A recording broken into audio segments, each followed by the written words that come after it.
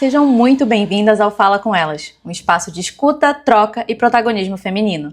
Eu sou Lorena Cardoso e hoje eu recebo Priscila Muniz, engenheira ambiental, empreendedora e mãe, para entendermos um pouco mais sobre o processo de transformar sonhos em negócio próprio. Vamos falar com ela?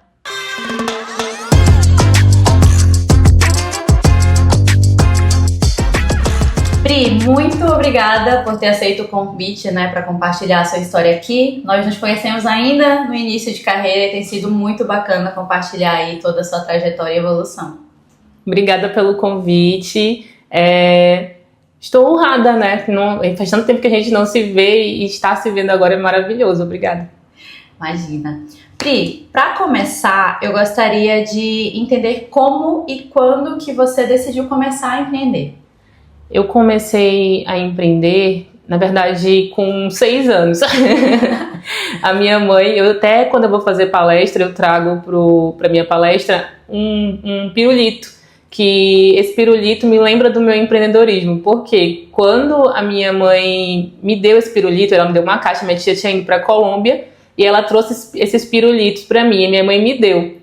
O que eu fiz? Eu cheguei, levei pro colégio, vendi tudo por R$1, cada um, faturei R$120 e cheguei pra minha mãe e falei, mãe, tá aqui. Minha mãe, como assim? Era pra você? E aí ela foi chamada na escola, porque que era proibido. Eu estudava no colégio adventista, então não podia vender, então achavam que minha mãe que tinha mandado eu vender. E minha mãe sem saber nada. Aí a professora até falou, mãe, essa menina já tem um espírito de empreendedora. E minha mãe era concursada, era do banco, meu pai era concursado, então não tem nada a ver. Minha avó que é a minha inspiração do empreendedorismo, E desde aí eu comecei a ter esse estilo de empreender. Eu sempre gostei de vender as coisas. Mas eu fui militar, meu primeiro emprego foi militar, então foi para a questão... Eu tinha um hiperfoco de passar num concurso. E aí eu passei num concurso da aeronáutica e meu braço era quebrado, não passei no teste físico. Aí eu fui, com 18 anos, eu me inscrevi que é temporário, militar temporário, era sargento, e eu tinha acabado de me formar num técnico ambiental. E aí eu falei pro meu pai, minha mãe não sabia, e aí eu fiz, o processo é bem árduo, 6 meses, para até você realmente entrar ou não. E aí eu fiquei 8 anos no quartel. E lá foi lá realmente que eu entendi a questão da disciplina, da hierarquia. Eu só tratava com homens, então imagine, uma menina de 18 anos tratar com homens. Então mais num ambiente predominantemente, masculino. Eu imagine, 18 anos mandar um menino de 18 anos. Eu tava me conhecendo ali, então... Eu me conheci como líder ali, Eu fui aprendendo, eu digo que foi uma escola de liderança, o exército para mim. E lá, quando acabou meu tempo, antes de acabar, eu fui chamada para ir para Philips, que foi até onde a gente se conheceu, Sim. E aí eu entrei como analista, da qualidade, fiz aquele processo, mas lá eu entendi, eu falei, cara, porque assim, fiz essa transição de como se fosse órgão público pro privado. Eu odiei o órgão privado, porque no militar a gente tinha atividade física, era uma outra realidade. E aí eu falei, cara, não sei se é isso que eu quero. Como eu te falei, eu gosto muito de liberdade, e ficar trancada num ambiente pra mim, tipo, de 7 às 17, era muito intenso e me deixava mal. Só que daí eu falei, de lá da Philips eu fui pra PAN, que é uma indústria de plásticos. Eu fiquei lá por 4 anos, e aí eu passei passei no mestrado, que eu tinha acabado minha faculdade. E aí do mestrado eu fui pra Mato Grosso, fiz meu mestrado lá, e aí eu voltei pra Manaus, já comecei a dar aula na universidade, dava aula na Newtonis, e me chamaram de novo para ir para Samsung e para Salcomp. Então eu fiquei e aí, qual eu vou? Só que na Salcomp era para me tornar líder, Nunca tinha pego um local de liderança. Era para tomar conta de um setor. E o da Samsung era para ser engenheira. E aí eu falei, cara, eu já tenho esse espírito de liderança, eu vou... abraçar o que faz sentido. Que faz sentido, mesmo que meu sonho era trabalhar na Samsung, E aí quando eu entrei, eu já fui pra China, passei 40 dias lá, e lá que foi minha virada de chave. Eu acho que quando você vai para outro país, a gente enxerga outras coisas que a gente não consegue enxergar aqui dentro da casinha. E aí lá eu vi a tecnologia, a China é muito louco em diversas maneiras, E eu falei, cara, não é isso que eu quero. Acho que quando eu chegar, eu vou entregar o meu... Porque eu entrei na empresa para entregar a certificação, né? Eu fui para a China com esse projeto para pegar o que eles tinham implantado lá e implantar na empresa. Eu vou entregar... Qual a certificação, Pri, que você tá da ISO 9001, que na época estava em transição, né? Para 2018, eu fui em 2017. E aí eu peguei todo o processo e organizei todo o processo dentro da empresa. Quando a gente recebeu a certificação, eu falei, agora é o momento. Só que aí eu ia casar. E aí eu falei, nossa, foi pro meu casamento, aguentei até meu casamento. E aí em outubro, pedi minhas contas, né? E foi quando eu realmente comecei a empreender. Eu abri a empresa em novembro. E olha que louco, eu ganhei o seguro, eu falei na minha cabeça empreendedora, eu falei, vou pegar esse seguro. Então, você saiu da empresa, né, e decidiu não buscar outra oportunidade. Não, eu decidi empreender mesmo. Eu virou a chave ali, né? Eu usava o CNPJ da minha mãe, eu já tinha alguns clientes, né, que me chamavam do quartel, porque como lá no quartel eu tratava sobre produtos químicos, e em Manaus não tinha ninguém que fazia essa consultoria. Várias empresas começaram a me chamar e eu falei, cara, eu tô ganhando a mesma coisa que eu ganho e eu tenho mais liberdade aqui. E eu fui pra onde eu gosto, né? E eu amo a liberdade. E aí eu falei, faz sentido. Só que eu usava a empresa da minha mãe. Aí minha mãe falou, gata, a minha mãe é minha contadora, né? E ela falou, vamos abrir sua empresa que agora chegou o momento. Né? Só que eu tava muito tranquila porque ainda ia ganhar o seguro, né? E aí eu falei, vou ficar uns 5 meses aqui. Eu não fazia prospecção, eu ficava com os clientes que eu tinha. Quando eu cheguei, eu ganhei um mês só o seguro. Quando foi no mês do meu aniversário, que foi em dezembro, eu abri a empresa dia 12 de novembro. Em dezembro eu não recebi nada. E eu, meu Deus, eu contando com esse dinheiro. E aí a mulher do INSS, onde entrega a questão do dinheiro, falou bem assim, a senhora é empresária, a senhora não precisa desse dinheiro do governo. Fica a dica, né? Abrir o CNPJ acabou, minha filha. Fica a dica, não abre o CNPJ se você ganhar o seguro. E aí eu falei, meu Deus, eu olhei, na época já era meu esposo, né? Eu falei, amor, o que eu vou fazer? Eu tô sem dinheiro. Ele disse, calma, relaxa, a gente não vai passar fome, mas vai dar certo. Acho que foi um impulso, porque eu tava na zona de conforto, eu tava ganhando dinheiro. E eu falei, não. Agora eu tenho que me virar. Agora eu tenho que gerar minha renda, né? Agora realmente o jogo começou, né? Vamos pro game. E aí, como era final do ano, eu falei, janeiro, eu vou ser a maior prospectadora do comercial que não existe. Em janeiro eu consegui 5 clientes, né? Foi quando deu um up, assim, na questão de faturamento. E eu consegui entender, eu já precisava de uma pessoa para me ajudar. Aí eu contratei uma estagiária. E foi, né? Eu fiquei 2 anos eu estagiária e quando foi no segundo ano eu fiz um curso. Eu falei, vou investir. Eu fiz um curso no G4. E aí foi quando realmente mudou minha chave de empreendedora para empresária, né? Porque tem isso, a gente é empreendedora que empreende na dor, né? Eu falei, não quero mais empreender na dor, eu quero seguir certo, quero ter processo, eu quero ter pessoas para me ajudar e eu quero crescer. Foi quando eu comecei a crescer. A estruturar, né? Sim, a estruturar a consultoria. E eu ia te perguntar exatamente isso. Na verdade, assim, quais foram os seus principais medos no início e como que você se organizou, né, para fazer essa virada de chave? O que foi ponto crucial nesse planejamento? Eu sou do processo, né? Então, melhoria estratégica, eu já sei fazer, eu faço nas empresas dos outros. Por que não fazer na minha, né? Então eu fiz o meu planejamento para 5 anos e aonde eu queria chegar. Eu trabalho muito por metas, né? Então eu falei, nossa, de 3 em 3 meses eu fazia uma reunião comigo mesma e falava, não, eu tenho que atingir essa meta de faturamento, eu tenho que atingir essa meta de ter mais clientes, né? Só que comecei, o que é uma dor, né, nesse processo? É que como eu era sozinha e fazia tudo, fazia nota, fazia proposta, ia no cliente, fazia parte técnica. Era comercial, era o jurídico. Sim, eu deixei um pouco a desejar. Então, o que era a questão do serviço com qualidade? Acabou que os meus clientes começaram a reclamar. Porque eu não atendia o telefone, que eu estava no campo. Então, isso atrapalhou várias coisas. Eu falei, opa, preciso dividir esse dinheiro que eu tô ganhando para poder organizar isso. Foi aí que eu contratei uma pessoa que hoje ela entrou comigo como minha menor aprendiz e hoje ela é nossa coordenadora, que é a Ju. E ela cresceu junto comigo também. Acho que ter pessoas que a gente possa confiar é um primeiro passo. Importante, né? Ter o seu braço direito. E treinar ele para que ele te substitua em algumas coisas, né? A empresa hoje vive sem mim, tranquilo, que ajudar lá.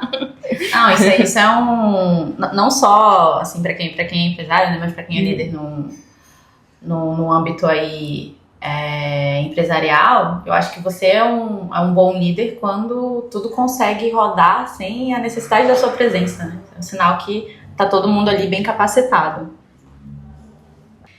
Pri, e teve algum momento em que você quase desistiu? E o que ninguém fala sobre começar alguma coisa do zero? Eu tenho uma frase muito comigo que é: o empreendedorismo é uma roda gigante. Acho que a gente até colocou isso, né? Um dia a gente tá lá embaixo e outro dia a gente tá lá em cima. Um dia nossa conta tá cheia e outro dia ela tá zerada. Mas o que realmente vale pro empreendedor é a constância, né? Se você desistir porque você baixou e você tem vários percalços, né? A gente tem que respirar fundo e continuar. Eu acho que uma experiência que eu vivi na minha vida e eu trago para mim é que minha avó é minha inspiração, né, de empreendedorismo. Ela foi assaltada e no dia que ela foi assaltada levaram tudo da loja dela. Ela tinha um supermercado. E aí ela só tinha 3 garrafas de água lá na frente para vender. Ela chorou, porque ela tinha investido um bom dinheiro, que era a época de escola, né? Ela ia vender, enfim. E aí eu pensei que naquele momento ela ia desistir. Aí ela enxugou as lágrimas, chegou um carinha para comprar água e ela vendeu a água. Aí ela falou, pediu mais água e começou a vender. Então ela recomeçou em tipo meia hora. Ela só, que nem um meme que a gente fala, né? Não tem tempo de chorar. Vamos nos reerguer, que é isso. Eu acho que empreendedorismo é isso. Você não sabe como vai ser o seu dia. Mas você tá ali firme em continuar. Isso, né? É sobre isso. Qualquer coisa. E Pri, o que você acha assim, que o empreendedorismo te trouxe de experiência que nenhuma outra experiência te traria? Eu acho que é isso, a resiliência, né? A gente não sabe como vai ser. Você às vezes você pode entregar o melhor serviço, mas aí vem outro te passa a perna. Às vezes você coloca alguns parceiros dentro do negócio e acontece milhões de coisas que a gente nem espera. Por isso que eu digo para vocês também: contrate um advogado para vocês estarem bem respaldados dentro do empreendimento de vocês. Mas isso daí a gente vai aprendendo com o decorrer da vida mesmo. Não tem como, a gente tem que levar as porradas para poder a gente aprender, né? Ai, perfeito. E Pri, quais são as habilidades que você acha que precisou desenvolver durante todo esse processo, né, que se tornaram pilares assim para você conseguir sustentar o seu negócio? O que mudou na Priscila? Acho que primeiro que mudou em mim, eu sou muito emotiva. E quando eu fui demitir meu primeiro colaborador, eu chorei muito. E eu falei, não, eu não dou pra ser do RH, eu sou muito coração. Se a galera já fala uma coisa pra mim, eu falei, ok, tá recontratado. E eu acho que não é que é ser mais dura, é que como a gente vira líder, a gente tem que entender o que é bom pro nosso negócio, né? E às vezes a gente quer permanecer com algo, com alguém que ele não faz sentido, né, pro negócio. Às vezes uma pessoa consegue estragar uma equipe. E a gente, como líder, a gente tem que ter esse feeling pra gente poder ver, opa, vou tirar alguém desse xadrez e vou colocar em outro. Contamina ali, né? Tanto pro lado positivo quanto pro lado negativo. Alguém engajado vai engajar e tem esse poder, eu diria, né? De incentivar também a equipe, e alguém ali que vai com uma energia de reclamão igualmente. Né? E aí todo mundo fica igual. E também tem a questão do líder de nossa, esse colaborador ele não dá pra ficar nesse local.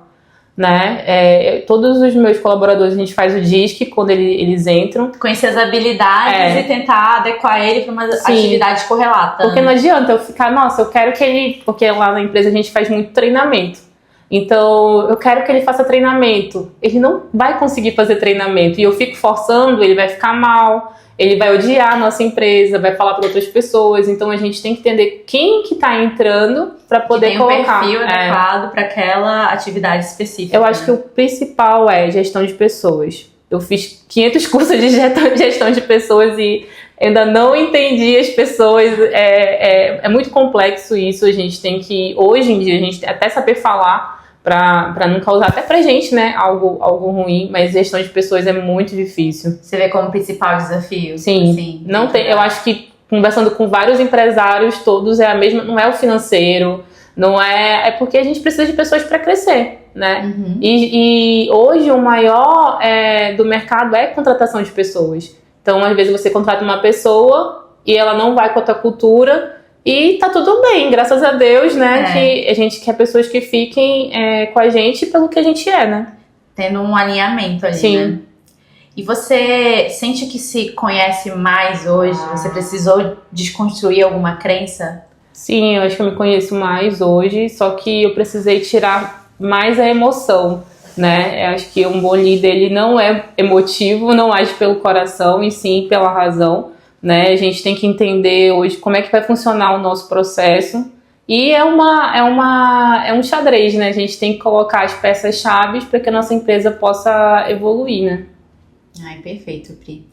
E sobre valorizar, né, o cobrar pelo seu trabalho. Até eu te pergunto assim, eu te faço essa pergunta e eu queria entender uma resposta do início do seu negócio para agora. Você cobrar pelo seu trabalho, foi difícil isso colocar um valor X ali para os seus clientes? Até hoje é difícil. Eu acho que eu faço mentoria também, né? E todos eles vêm com a única dor. Quanto eu vou cobrar, né? Qual é o valor da minha hora? Isso é muito abstrato, né? Porque eu tenho um valor da minha hora e você pode ter outro e a gente faz o mesmo serviço. Por quê? Eu moro em um local diferente do seu, o meu tempo de estudo foi maior que o seu. Então, tipo, cada um coloca uma hora diferente, né? Hoje, por exemplo, para eu fazer um processo de certificação, Priscila, eu já cobro mais caro porque tem cliente que quer que eu vá. Uhum. Eu quero que tu vá. Eu falei, não, a gente tem a nossa equipe. Eu falei, mas com a nossa equipe é tanto e comigo é tanto. Então, eu já aprendi a me valorizar nesse mercado, certo. Porque a gente já tem, a gente já certificou mais de 50 empresas. Até porque você também investe tempo e Sim. energia nisso, né? Em capacitação. Não. E outra, a gente tem outros empreendimentos, graças a Deus, que eu entendi que a gente não pode deixar um ovo... O ovo numa caixinha só, numa caixinha só. E a gente tem outras coisas e eu ainda procuro ter tempo de qualidade, que é a minha cultura. Foi porque eu resolvi empreender. Eu quero ter essa liberdade, mas não é fácil, tá? Porque 1h, 5h da manhã eu tô lá fazendo as coisas, mas eu tenho um filho, então eu quero ter esse tempo de qualidade com ele. Por exemplo, eu quero estar na natação com ele, então eu quero estar na natação com ele, eu quero fazer as atividades, ver ele crescer, né? Que é uma coisa que eu senti muita falta dos meus pais, que como eles eram como se fosse CLT, né? Não via eles, só via final de semana. Então não quero deixar essa ideia do meu filho quando ele estiver maior, né? Eu quero que ele tenha a ideia de que uma mãe presente e ame. A gente fala que ele já vai ser o boss, o bilionário da família, não aceito menos. Mas que ele entenda que empreender também é leveza, né? Não precisa ser dolorido ao ponto, até porque ele já vai pegar várias coisas prontas, ele já vai ser poliglota. Então vai ficar bem mais tranquilo. Pri, e que momento você começou a confiar mais, assim, de verdade no teu negócio, né? Ali, vendo ele crescer, nas suas entregas. E se você acha que ser mulher torna esse posicionamento no mercado mais desafiador? Muito. Eu até falo pro meu esposo, eu falo assim, amor, se eu fosse homem eu já tava milionária. Porque assim, pro homem tudo é mais fácil, né? Acho que tem, ainda mais eu trabalho com homens, né? No distrito, aqui eu trabalho muito pro distrito industrial, mas eu acho que a postura, todos me respeitam onde eu entro, eu sei sair. E todos o que fazem os negócios comigo também me respeitam, então a gente sai pra almoçar, né? Faz outras coisas. Só que come muito mais fácil. E uma cervejinha, né, eles já fecham um negócio. E sobre a questão de credibilidade, né? Porque você, como bem mencionou, tá num ambiente que é majoritariamente ali masculino. É engenheira, né? Tem essa questão de trabalhar muito no ramo industrial. Você vê que tem a questão de diferença de credibilidade? Eu te pergunto isso porque, enquanto CLT, como eu já trabalhei também em alguns ramos muito masculinizados, como automotivo, muitas vezes eu sentia essa diferença na tratativa de eu chegar e colocar uma informação e outra pessoa na mesma reunião colocar exatamente a mesma coisa de uma outra forma e ser validada, mas porque a fala saiu da boca de um homem e não da minha. E assim, outra pessoa tá falando, repetindo a mesma coisa de uma forma diferente. Ou então, outra situação também, comuniquei um dado.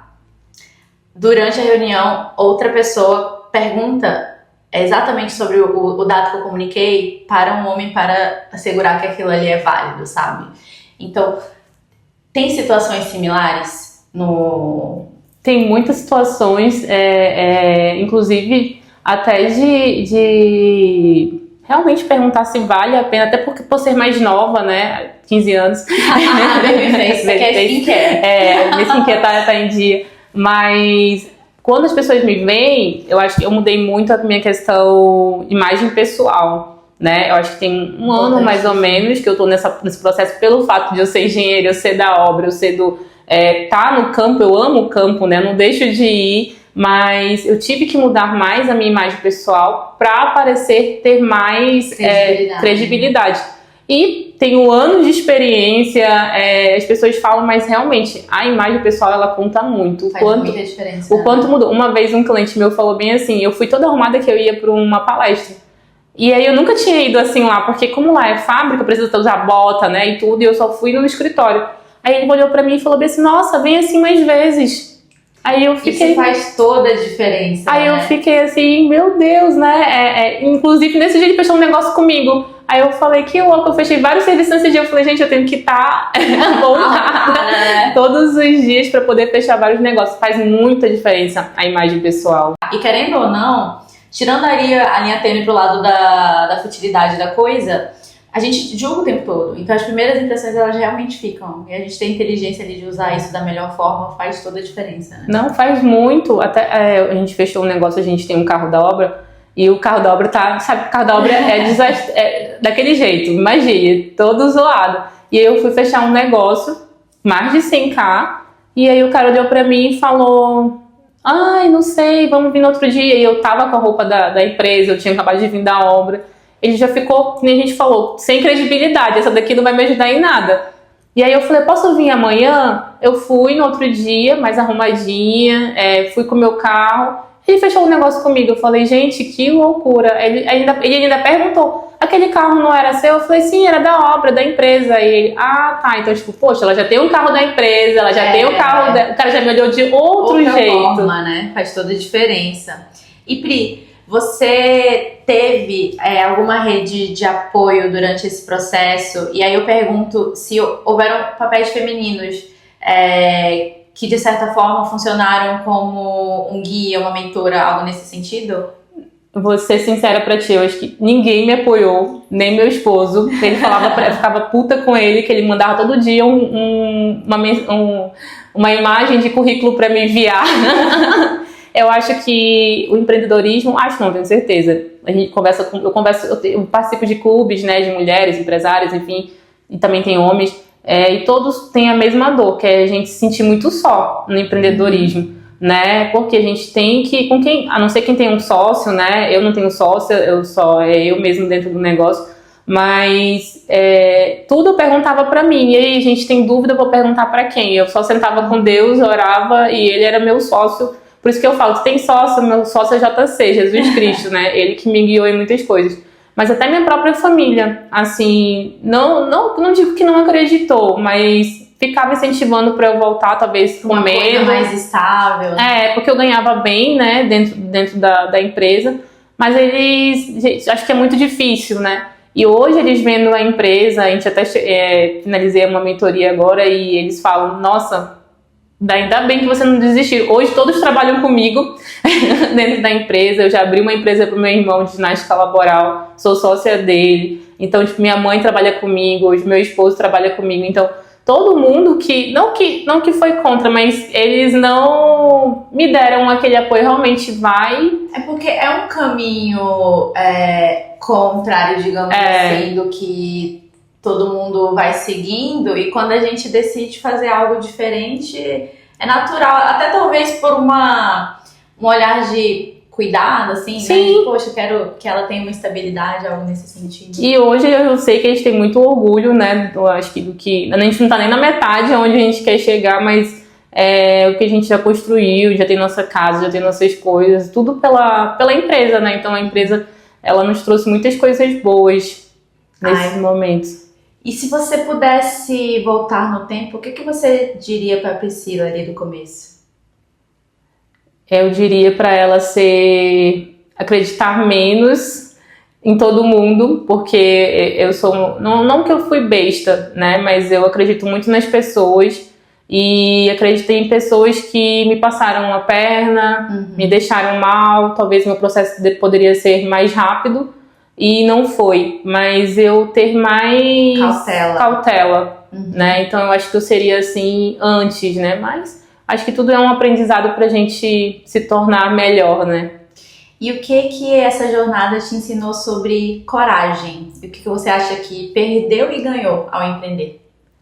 Eu acho que eu não perdi nada, acho que eu só ganhei. Hoje eu agradeço todos os dias, porque os 2 primeiros anos do quem realmente eu ia empreender com o meu banner embaixo do braço e eu falei, ei, posso fazer uma palestra aqui, gratuito? E as pessoas deixavam, me conheciam, eu gostava do meu serviço e eu apresentava. Eu acho que a gente primeiro tem que ter humildade, né? E não deixar realmente subir para a cabeça. Eu falo com uma pessoa da limpeza, o diretor do mesmo jeito. Então, para mim, dinheiro é mais um zero, né? E eu acho horrível quem trata as pessoas assim, porque tu é CEO, eu vou tratar de outro jeito. Eu falei, cara, eu trato todos da mesma maneira. Então, eu acho que é por isso que Deus me ensina várias coisas e por isso que a gente está galgando coisas maiores até aqui, né? Ai, maravilhosa. Pra gente finalizar, eu gostaria que você deixasse uma mensagem final para todas as mulheres que têm a intenção de empreender ou que estão ali nos primeiros passos, enfrentando os primeiros desafios, as primeiras frustrações. Que mensagem você deixaria para elas?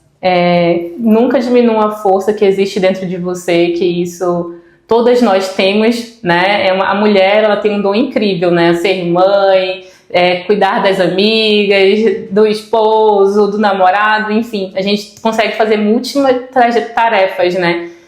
Você não precisa esperar estar pronta para começar, que nem eu falei, eu comecei com um banner no meu braço e fui. Eu não tinha uma sala, eu não tinha um computador. Acho que estar pronto é uma questão de escolha também. Sim. Uma questão de decisão.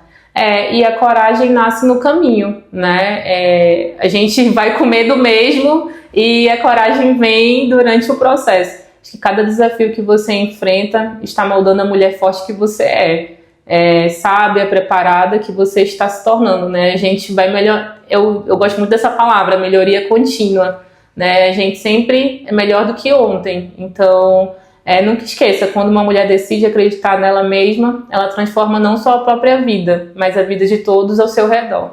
Não, eu acredito muito nisso. Pri, muito obrigada por compartilhar a sua história, trajetória. Eu espero que outras mulheres se inspirem, né, e aprendam aí com tudo que você trouxe pra gente. Obrigada mesmo. Obrigada, maravilhoso.